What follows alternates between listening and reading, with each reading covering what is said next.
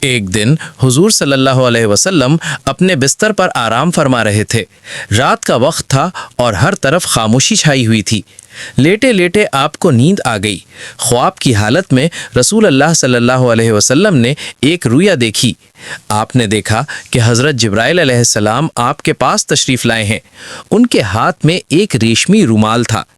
رسول پاک صلی اللہ علیہ وسلم نے حضرت جبرائیل علیہ السلام سے پوچھا، اے جبرائیل، آپ کے ہاتھ میں یہ کیا ہے؟ حضرت جبرائیل علیہ السلام نے عرض کیا، یا رسول اللہ، آپ خود اسے کھول کر دیکھیے، تب آپ کو معلوم ہو جائے گا کہ اس میں کیا ہے۔ رسول اللہ صلی اللہ علیہ وسلم نے وہ رومال حضرت جبرائیل علیہ السلام سے لے کر کھولا۔ جب آپ نے اسے کھول کر دیکھا تو اس میں ایک چھوٹی بچی کا چہرہ نظر آیا۔ آپ نے فوراً پہچان لیا کہ یہ تو میرے پیارے دوست حضرت ابو بکر رضی اللہ عنہ کی بیٹی عائشہ رضی اللہ عنہا کا چہرہ ہے۔ پھر آپ صلی اللہ علیہ وسلم نے حضرت جبرائیل علیہ السلام سے پوچھا، اے جبرائیل، مجھے یہ چہرہ کیوں دکھایا جا رہا ہے؟ حضرت جبرائیل علیہ السلام نے جواب دیا، یا رسول اللہ، یہ وہ خوش نصیب عورت ہیں جو دنیا اور آخرت میں آپ کی بیوی ہوں گی۔ ان کی محبت آپ کے تمام غم اور تکلیفیں دور کر دے گی۔ یہ کہہ کر حضرت جبرائیل علیہ السلام غائب ہو گئے۔ ان کے غائب ہوتے ہی حضور صلی اللہ علیہ وسلم کی آنکھ کھل گئی۔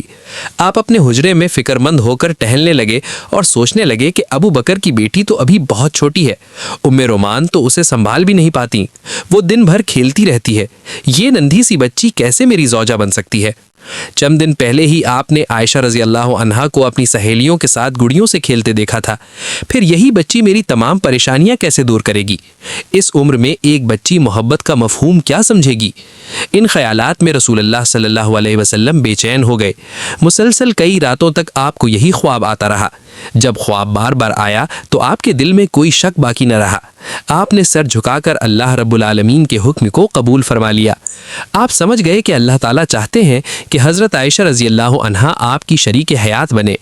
حضرت خدیجہ رضی اللہ عنہا کے وصال کے بعد ایک دن رسول اللہ صلی اللہ علیہ وسلم ابو بکر صدیق رضی اللہ عنہ کے گھر تشریف لے گئے تاکہ اپنا تنہائی کا غم کم کر سکیں۔ جب آپ ان کے گھر کے صحن میں پہنچے تو دیکھا کہ حضرت عائشہ رضی اللہ عنہا اپنی سہیلیوں کے ساتھ گڑیوں سے کھیل رہی ہیں۔ آپ ان کے پاس گئے اور پوچھا، عائشہ، کیا کر رہی ہو؟ یہ تمہارے ہاتھ میں کیا ہے؟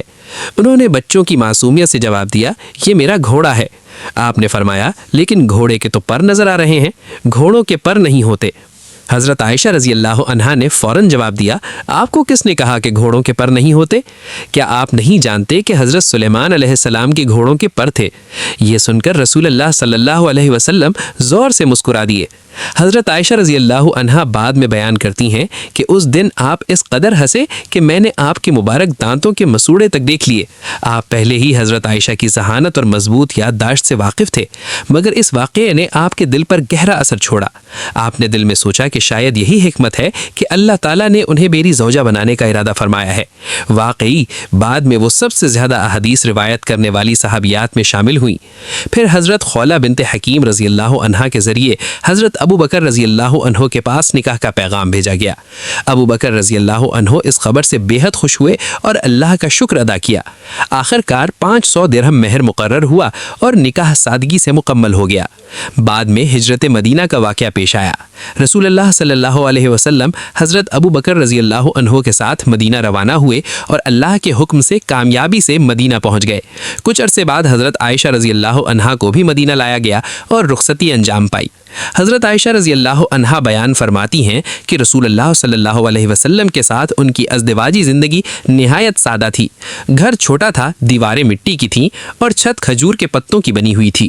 کئی مہینے گھر میں چراغ جلانے کے لیے تیل تک نہیں ہوتا تھا اور چاندنی میں رات گزرتی تھی، مگر محبت اور سکون کی کوئی کمی نہیں تھی۔ وہ فرماتی ہیں کہ ہم تھوڑے سے کھانے کو بھی مل کر بانٹ لیتے تھے۔